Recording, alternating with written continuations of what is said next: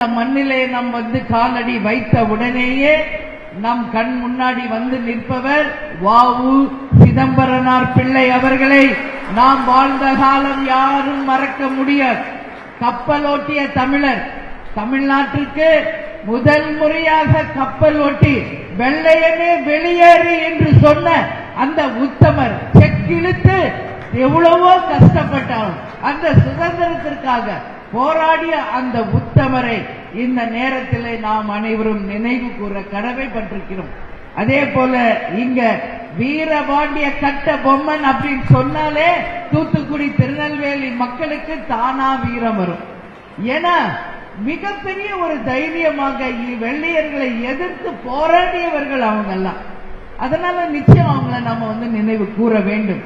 அதே போல இங்க மணிமண்டபம் அமைத்து பெருமைக்குரிய ஒண்டிப்புதூர் அவர் வீரர் அவர்களையும் நம்ம இந்த நேரத்தில் நாம் நினைவு கூற கடமைப்பட்டிருக்கிறோம். அதே போல இங்க தாமிரபரணி ஆறு என்றாலே உலக பிரசித்தி பெற்றது.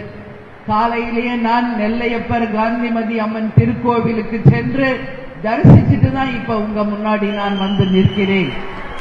நான் ஒவ்வொரு முறை வரும் பொழுதும் திருநெல்வேலியில பிரசித்தி பெற்ற கோவில்களுக்கு செல்வது உங்க எல்லாருக்குமே தெரியும். ஏன்னா நாம் எடுக்கும் அனைத்து முயற்சிகளுக்கும் கடவுள் துணை இருந்தால்தான் அது சக்சஸ் ஆகும்.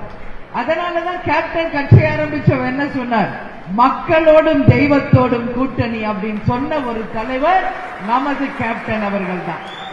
நாம் தேமுதிகவை சேர்ந்த அனைவரும் எப்பொழுதுமே தெய்வ நம்பிக்கை கொண்டவர்கள், கடவுளை நம்புபவர்கள். அதனால நியாயமாக நிச்சயமாக தெய்வத்தினுடைய நம்பிக்கையோடு வாழக்கூடியவர்கள். அதனால அங்கு சென்று அவர்களுடைய ஆசீர்வாதத்தை பெற்று நேரா இங்க மண்டபத்துக்கு தான் நான் வந்திருக்கேன். அங்க தெய்வங்களை பார்த்து என் கண் முன்னாடி தேமுதிகவின் வாழும் தெய்வங்களாக உங்களை நான் பார்க்கறதுல உண்மையிலேயே நான் மகிழ்ச்சி அடைகிறேன்.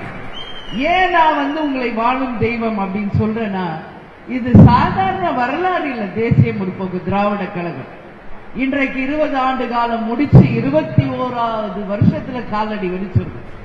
ரசிகர் மன்ற காலத்திலிருந்து இன்றைக்கு வரைக்கும் நீங்கள் அனைவரும் கேப்டன் என்ற ஒற்றை சொல்லுக்காக, அந்த அன்புக்காக, பாசத்திற்காக அத்தனை பேரும் இந்த இயக்கத்திற்காக உண்மையாக உழைத்துக் கொண்டிருப்பவர்கள் என்பதுல எந்த வார்த்தையும் மிக இல்லை.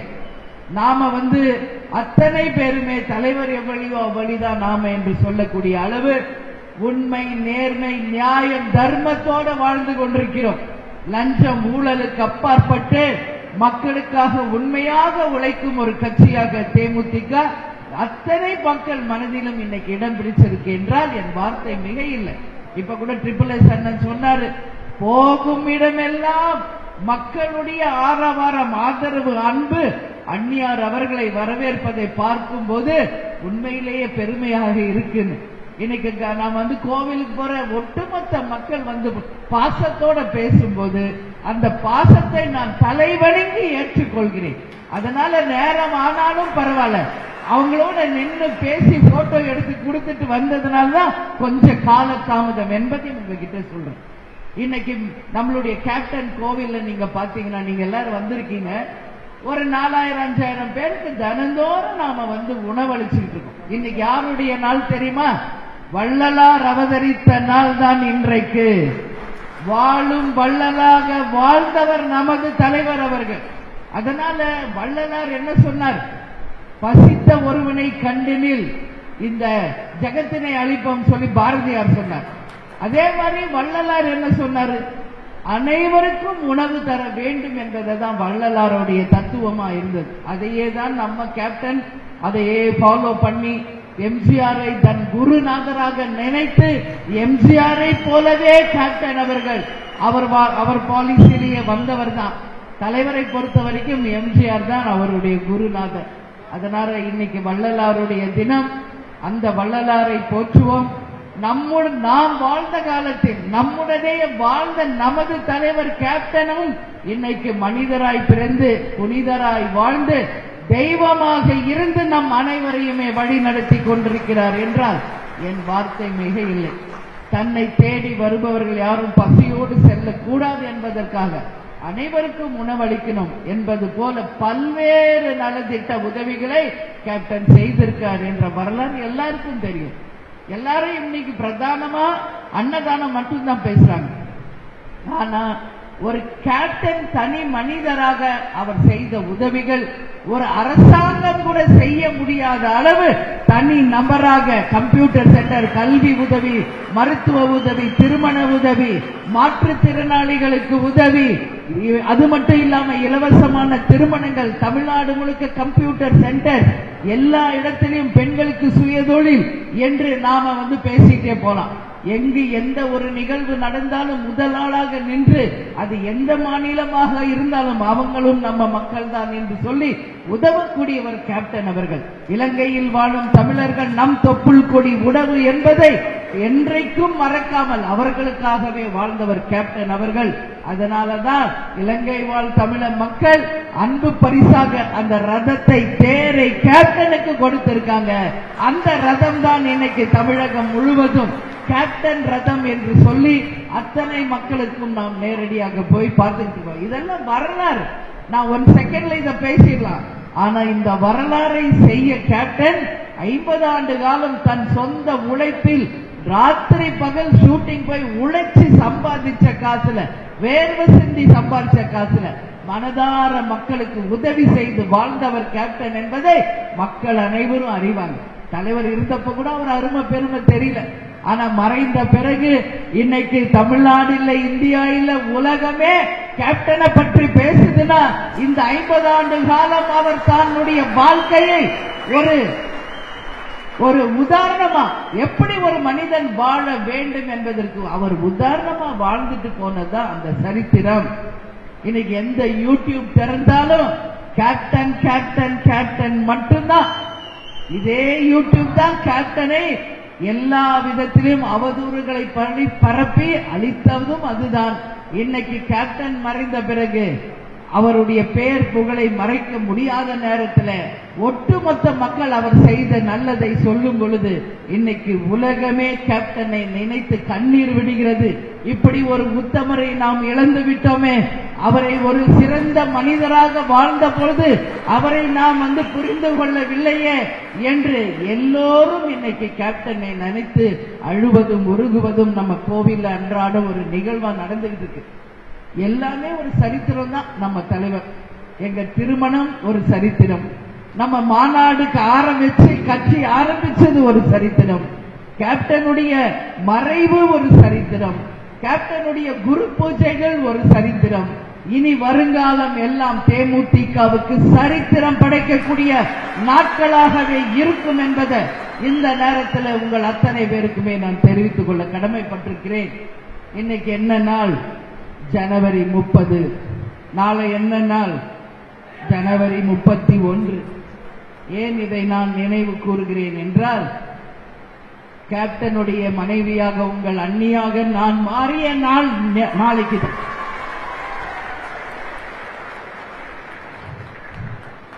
Marriages R made in heaven அப்படின்னு சொல்லுவாங்க. என் அன்பு கணவரை எனக்கு பரிசாக கொடுத்த அத்தனை தெய்வங்களுக்கும் என்னுடைய கோடான கோடி நன்றிகளை இந்த நேரத்தில் நான் மனதோர கேட்டுக்கிறேன். ஏன்னா நாளைக்கு 31 நான் எங்கும் வெளியே வரமாட்டேன், எல்லாருக்கும் தெரியும். தலைவர் ஞாபகமாக நான் நிச்சயமாக தனித்திருந்து அவருடைய நினைவிலேயே நாளை முழுவதும் இருப்பேன் என்பது உங்க எல்லாருக்கும் தெரியும். அதனாலதான் அந்த வார்த்தைகளை உங்ககிட்ட நான் ஷேர் பண்ணிட்டு போறேன். எனவே இன்னைக்கு 30 மதுரையில் நடந்த மிகப்பெரிய ஒரு வரவேற்பு இன்றைக்கும் வரலாறு. நாளை கேப்டன் திருமணம் நடந்தது ஒரு வரலாறு. தமுக்கம் மைதானத்தில் லட்சக்கணக்கான தொண்டர்கள் திரண்டு ஒரு தலைவருக்கு திருமணம் செய்து வைத்தது ஒன்லி நமது ரசிகர்கள் தான் என்பதை இந்த நேரத்தில் நான் பெருமையோடு சொல்லிக்கொள்ள கடமைப்பட்டிருக்கிறேன். அன்றைய ரசிகர்கள் இன்றைய தேசிய முற்போக்கு திராவிட கழகத்தின் தொண்டர்களாக மாறி இன்றளவும் கேப்டன் தான் எங்களுடைய தெய்வம் என்று வாழ்ந்து கொண்டிருக்கிறீர்களே, உங்களுடைய விசுவாசத்திற்கும் நேர்மைக்கும் யாராலையும் கம்பேர் பண்ண முடியாது. அந்த அளவு ஒரு விசுவாசமாக இன்றைக்கும் வாழ்ந்து கொண்டிருக்கும் எங்களுடைய தொண்டர்களே, நேற்று இப்போ ஜனவரி 9 நடந்த மாநாடை கூட உலகமே திரும்பி பார்க்கக்கூடிய அளவு மகத்தான வெற்றி மாநாடாக மாற்றி கொடுத்த அனைத்து தொண்டர்களுக்கும் தலைவர் சார்பாக, நமது கழகத்தின் சார்பாக என்னுடைய இருகரம் கூப்பி என்னுடைய வாழ்த்துக்களை, பாராட்டுகளை நான் தெரிவிச்சுக்கிறேன். இது ஈடு இணை இல்லாத சரித்திரம், வெற்றி. ஏன் சொல்றேன்? சொந்தமா நீங்களே வண்டி வச்சு, நீங்களே உணவு எடுத்துக்கொண்டு, நீங்களே அந்த மாநாட்டிலே பங்கேற்று மாநாட்டை சிறப்பித்து மீண்டும் திரும்பி ஊருக்கு வந்து சேர்ந்திருக்கீங்க. இது இந்த காலத்துல வேற யாருக்காவது நடக்குமா? யாருக்காவது நடக்குமா? இன்னைக்கு எல்லா கட்சியும் பொதுக்கூட்டம் மாநாடு நடத்துறாங்க. எந்த கட்சிக்கும் இந்த வரலாறு இல்லை. இன்றளவும் தாங்கள் உழைத்து சம்பாதித்த காசுல கேப்டன் எப்படியோ அது போல கடைகோடி தொண்டர் என்று சொல்லக்கூடிய அளவு உங்கள் ரத்தத்தை வியர்வையாக சிந்தி சம்பாதித்து இந்த கட்சியை வளர்த்துக் கொண்டிருக்கிறீர்களே என் அன்பு தொண்டர்களே, உங்களுக்கு நான் தலை வணங்குகிறேன். அந்த பெருமைக்குரியவர்கள், வெற்றிக்குரியவர்கள் நீங்கள் தான் என்பதை இந்த நேரத்தில் நான் பெருமையோடு சொல்ல கடமைப்பட்டிருக்கேன். என்ன ஒரு நாளா 2 நாளா நாம வெற்றியை பார்த்து 2011க்கு பிறகு எந்த வெற்றியும் நாம் இன்னைக்கு வரைக்கும் பார்க்கல. ஆனாலும் எதற்காகவும் சோர்ந்து போகாமல் எங்களுக்கென்று ஒரு எதிர்காலம் இருக்கு, எங்களுக்கென்று ஒரு சரித்திரம் இருக்கு, எங்கள் கேப்டனோடு தான் எங்களுடைய வாழ்க்கை இறுதி வரை எங்கள் பயணம் என்று அந்த நம்பிக்கையோடு உறுதியோடு பயணித்துக் கொண்டிருக்கிறீர்களே, உங்கள் அனைவரையும் நான் உங்கள் அண்ணியாக, உங்கள் தாயாக, உங்கள் அன்னையாக தமிழக அரசின் உயர் பதவியிலே அமர்த்தி அழகு பார்ப்பதுதான் என்னுடைய கோரிக்கை, லட்சியம், கடவுளுடைய பிரார்த்தனை எல்லாம். இவ்வளவு நாள் தொண்டர்களாக இருந்த உங்களை அரசு பதவியிலே அமர்த்துவதுதான் இனி என் வாழ்நாள் லட்சியம், கொள்கை என்பதை உங்ககிட்ட சொல்றேன். ஏன்னா இது போல ஒரு உண்மை தொண்டர்கள் வேற எந்த கட்சிக்குமே கிடைக்காது. நான் எல்லா இடத்துலயும் சொல்ற மாதிரிதான், 100 சோறு, பீரு, வண்டி, வாகனம், இலவசம் எல்லாம் கொடுத்தாதான் போறாங்க. நம்ம தப்பு சொல்லல. ஆனா எதுவுமே இல்ல. கேப்டன் என்ற ஒற்றை சொல்லின் அன்புக்கு கட்டுப்பட்ட என் மக்களாகிய உங்களை எங்கள் வாழ்நாளில் எங்களுக்கு கிடைச்ச பாக்கியமாக நாங்கள் கருதுகிறோம். அதற்கு ஈடு இணை இல்லை. அந்த பெருமைக்கும் வெற்றிக்குரியவர்கள் நீங்கள் நீங்கள் நீங்கள் மட்டுமே என்பதை இந்த நேரத்தில் நான் சொல்ல பெருமையோடு உங்ககிட்ட சொல்றேன். எனவே நாளைக்கு திருமண நாள், நீங்கள் அனைவரும் தலைவரையும் நினைச்சுக்கணும் அப்படின்னு சொல்லி கேட்கிறேன். அதற்கு பிறகு February 1 நான் கன்னியாகுமரி மாவட்டம் முழுவதும் 2ஆம் தேதியும் முடிச்சுட்டு சென்னைக்கு திரும்ப இருக்கிறேன் என்பதை இந்த நேரத்தில் உங்ககிட்ட நான் சொல்றேன். இப்போ நம்ம மாநகராட்சியில இருந்து பேசிட்டு இருக்கோம். இந்த தேர்தல் முடிந்த பிறகு நாம் இந்த மாநகராட்சியில் செய்ய வேண்டிய பணிகள் ஏராளமாக இருக்கு. இந்த மாநகராட்சியில எல்லா இடத்துலையும் பார்த்தோம்னா லஞ்சம், ஊழல் அதிகமா இருக்கு. கனிம வள கொள்ளை, மணல் கொள்ளை எல்லாமே ஒரு பக்கம் நடந்துச்சு. இன்னொரு பக்கம் நான் பாக்குறேன், இன்னைக்கு 2 நாளா வந்துகிட்டு இருக்கேன் திருநெல்வேலி ஃபுல்லா, தாமிரபரணி ஆறு முற்றிலும் கழிவுகளும் சாக்கடைகளும் கலந்து இன்னைக்கு தாமிரபரணி தன்னுடைய உண்மையான முகத்தை இழந்து இருக்கிறது. ஒரு காலத்துல தாமிரபரணி தண்ணின்னு சொன்னா அது இளநீர் தண்ணீரை போல ஒரு சுத்தமான சுகாதாரமான தண்ணீர் இருந்துச்சு. எனவே உறுதியாக உங்ககிட்ட நான் சொல்றேன், 2026 தேர்தலுக்கு பிறகு நிச்சயம் நாம் கூட்டணி வைப்பவர்கள் தான் ஆட்சியை அமைப்பார்கள். அந்த ஆட்சியில நமது திருநெல்வேலி மாவட்டத்திற்கு வேண்டிய அனைத்தையும் உங்களுக்காக, நம் மக்களுக்காக பேசி பெற்று தருவேன் என்பதை இந்த நேரத்திற்கு நான் உங்களுக்கு உறுதி அளிக்கிறேன். அதே போல இங்க எந்த பக்கம் போனாலும் சாலை வசதி கிடையாது. குண்டும் குளிமையா தண்ணிக்காக தோண்டி வச்சிடறாங்க, ஆனா மூடுறது கிடையாது. இன்னைக்கு 2 வீலர்ல போறவங்க எல்லாம் ரொம்ப பாதிப்பு. சாலைகள் சரியான முறையில மேம்படுத்தணும், தாமிரபரணியை சுத்தப்படுத்தணும். அது மட்டும் இல்லாமல் இங்க ஊழல் முற்றிலும் ஒழியணும். அது மட்டும் இல்ல, திருநெல்வேலியில நிறைய சட்டம் ஒழுங்கு பிரச்சனையை நாம் பார்த்துக்கிட்டு இருக்கோம். பள்ளி மாணவர்களிலிருந்து கல்லூரி படிக்கிறவங்க இருந்து பெரியவர்கள் வரைக்கும் ஜாதியை வைத்து ஒருவருக்கு ஒருவர் வெட்டி கொள்ளுவதும் சட்டம் ஒழுங்கு பிரச்சனையை கொண்டு வருவதும் மிகப்பெரிய ஒரு வேதனையான ஒரு விஷயம். இது அத்தனையும் நிச்சயமாக மாறணும் சொல்லி இந்த நேரத்தில் நம் திருநெல்வேலி மக்களுக்காக நான் பேசுறேன். இந்த நிலை நிச்சயம் மாற்றுவோம் என்பதையும் உங்களிடம் நான் இந்த நேரத்திலே சொல்ல கடமைப்பட்டிருக்கிறேன். இப்போ ஜெயச்சந்திரனை பொறுத்த வரைக்கும் 2 தொகுதி அவர் கண்ட்ரோல்ல வருது. ஒன்னு திருநெல்வேலி மாநகர், இன்னொன்னு பாளையங்கோட்டை. இந்த 2 தொகுதிகளிலும் பூத் முகவர்களாக இருப்பவங்க தான் நீங்க இங்க வந்து பங்கேற்றிருக்கீங்க. உங்கள் அனைவருக்கும் முதலில் தலைவர் சார்பாக, தேசிய முற்போக்கு திராவிட கழகத்தின் சார்பாக என்னுடைய மனமார்ந்த வாழ்த்துக்களை நான் தெரிவித்துக் கொள்கிறேன். ஏன் அப்படின்னா, இன்னைக்கு திருநெல்வேலியில மொத்தம் 311 பூத்துகளையும் அமைத்து BL2 முடிச்சு இன்னைக்கு பூத் முகவர்களை அமைத்திருக்கிறீர்கள். அதற்கு என்னுடைய மனப்பூர்வமான வாழ்த்துக்களை தெரிவிச்சுக்கிறேன். அதே மாதிரி பாளையங்கோட்டையில மொத்தம் 270 பூத் இருக்கு.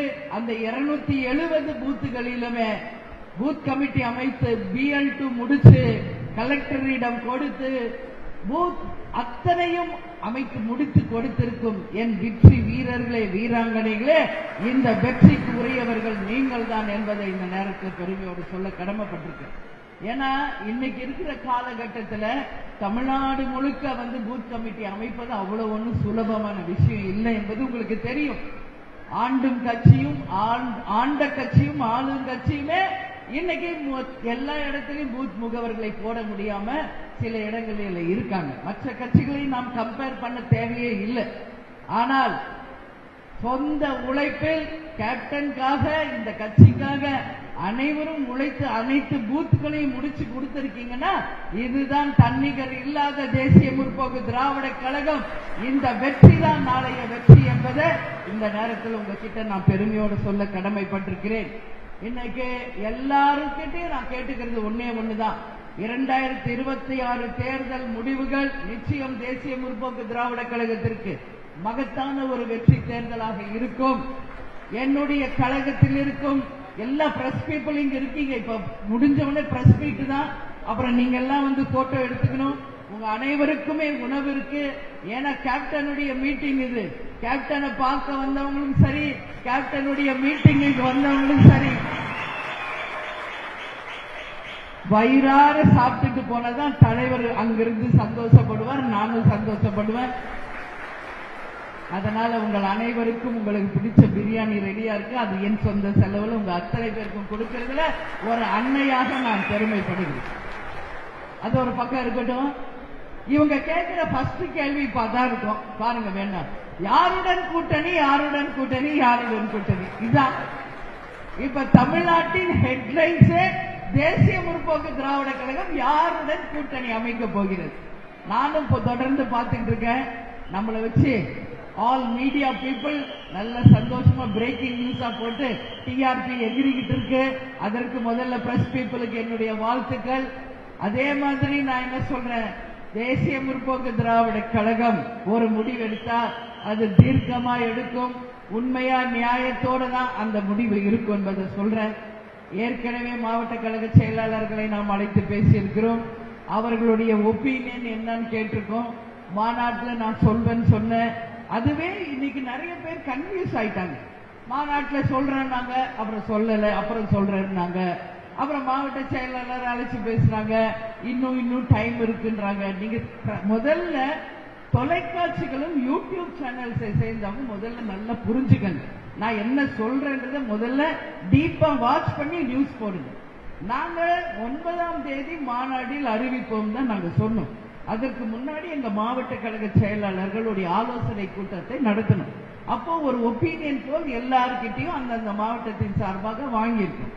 அந்த வகையில் அவர்கள் சொன்னதை நான் வந்து ஒரு டிசிஷன் எடுத்து வச்சிருக்கோம்.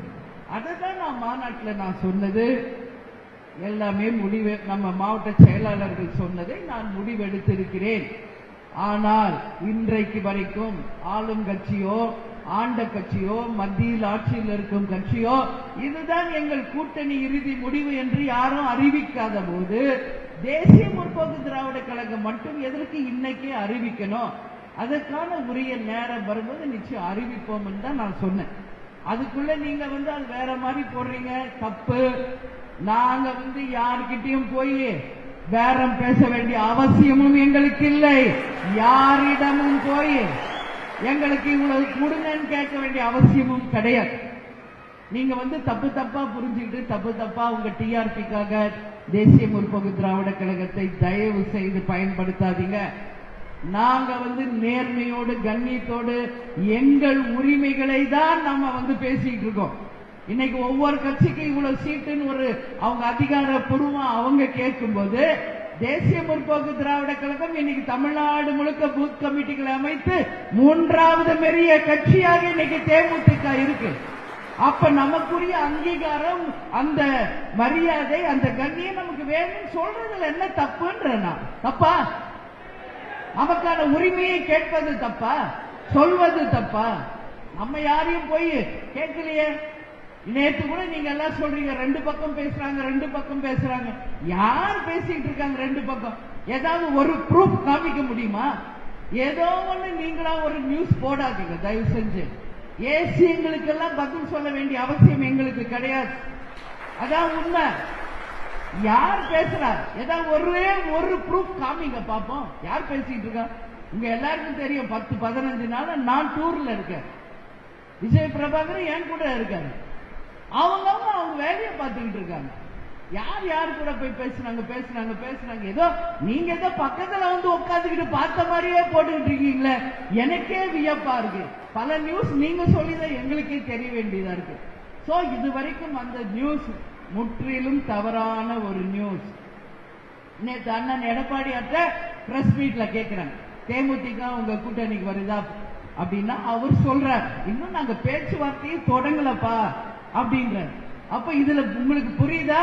இதுல உறுதி செய்யப்பட்டுச்சா 2 பக்கமும் தேமுதிக பேசுதுன்றத நான் சொல்றதோட அண்ணன் எடப்பாடியாரே அதுக்கு முற்றுப்புள்ளி வச்சிருக்காரு.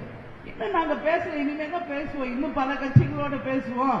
அதுக்கு பிறகு பைனல் லிஸ்ட் வந்த பிறகுதான் அதிகாரப்பூர்வமா நாங்க அறிவிப்போம் சொல்றோம். அப்படி எந்த விதமான அதிகாரப்பூர்வமான விஷயம் இல்லாம நீங்களா எப்படி சொல்றீங்க? எல்லா பிரஸ் அண்ட் மீடியாவை தான் நான் கேட்கிறேன், யூடியூப் சேனல்ஸ் கேட்கிறேன். தவறான செய்தியை போடாதீங்கன்னு நான் அன்னைக்கே தலைமை கழகத்திலேயே சொன்னேன். ஆனா உங்க டிஆர்பிக்காக தயவு செஞ்சு தேமுதிகவை பயன்படுத்தாதீங்க. எங்களுக்கு தெரியும் இது எங்க கட்சி, இது எங்க குடும்பம். என் பிள்ளைங்களுக்கு எது நல்லதுன்னு எங்க அம்மாவா எனக்கு தெரியாதா? என் குழந்தைங்களுக்கு எது நல்லதுன்னு அவர் தாயா எனக்கு தெரியாதா? தேமுதிக எங்க ஃபேமிலி, எங்க குடும்பம், என் குழந்தை. என் பிள்ளைங்களுக்கு எது நல்லது செய்யணும், எந்த முடிவு எடுக்கணும், எப்ப அறிவிக்கணும் என்பது ஒரு அண்ணியா இல்லாம ஒரு அன்னையாக இந்த கட்சிக்கு தலைமை ஏற்றிருக்கிறேன். கேப்டன் இவ்வளோ பெரிய ஒரு பொறுப்பை என் கையில கொடுத்துட்டு போயிருக்கிறார். இத்தனை லட்சக்கணக்கான தொண்டர்களுக்கு இன்னைக்கு நான் தாயாக இருக்கிறேன். எந்த பாகுபாடு இல்லாமல் அனைவரையும் அரவணைத்து அனைவருக்கும் சமமாக நல்லது செய்ய வேண்டிய ஒரு மிகப்பெரிய ஒரு பொறுப்போடு நான் இருக்கேன். அப்போ நாங்க யோசிச்சுதான் சில விஷயங்களை முடிவெடுப்போம். நீங்க அவசரப்படுறதுக்காக நான் அவசரப்பட முடியாது. உங்களுக்கு என்ன இன்னைக்கு யார் யாரும் இப்ப சொன்னாங்க இன்னைக்கு பிரேக்கிங் நியூஸ்ல போட்டா உங்க விஷயம் முடிஞ்சு போச்சு. ஆனா இது கட்சி, இதை நம்பி லட்சக்கணக்கான தொண்டர்கள் இருக்கிறார்கள். சொந்தமாக உழைத்து சம்பாதித்த காசுல இன்னைக்கு இந்த கட்சியை வளர்த்துக்கிட்டு இருக்காங்க. இங்க இருக்கிறவங்க எல்லாம் யாரும் அம்பானியோ அதானியோ டாட்டாவோ பிர்லாவோ கிடையாது. அன்றாடம் கூலி வேலை செய்து தங்கள் உழைப்பால் இந்த கட்சியை உருவாக்கி கொண்டிருப்பவர்கள் தான் தேசிய முற்போக்கு திராவிட கழகம். அப்போ ஒரு மிக பொறுப்பு, ஒரு கடமையோடு எந்த தலைவர் என் கையில கொடுத்த அந்த பொறுப்பை நான் சரியா செய்யணும் என்பதனாலதான் எங்க மாவட்ட செயலாளர்களை அழைத்து என் கடைகோடி தொண்டர் யாருடன் கூட்டணி வைக்கணும் அவங்க விரும்புறாங்களோ அவர்களுடன் தான் கூட்டணியை உறுதியாக அமைப்போம் என்பதை இந்த நேரத்தில் நான் உறுதியாக உங்க முன்னாடி நான் சொல்றேன்.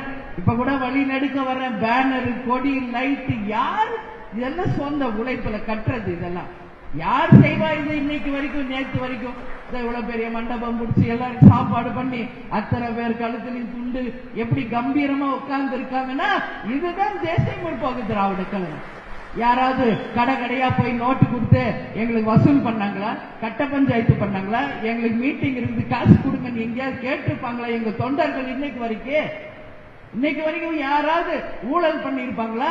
மணல் கொள்ளை பண்ணிருப்பாங்களா? கனிம வள கொள்ளை பண்ணிருப்பாங்களா? ரவுடிசம் கையில் எடுத்திருப்பாங்களா?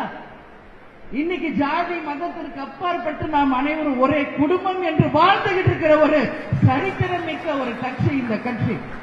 இன்னைக்கு ஜாதியை வச்சு ஒரு கட்சி, மதங்களை வைத்து ஒரு கட்சி.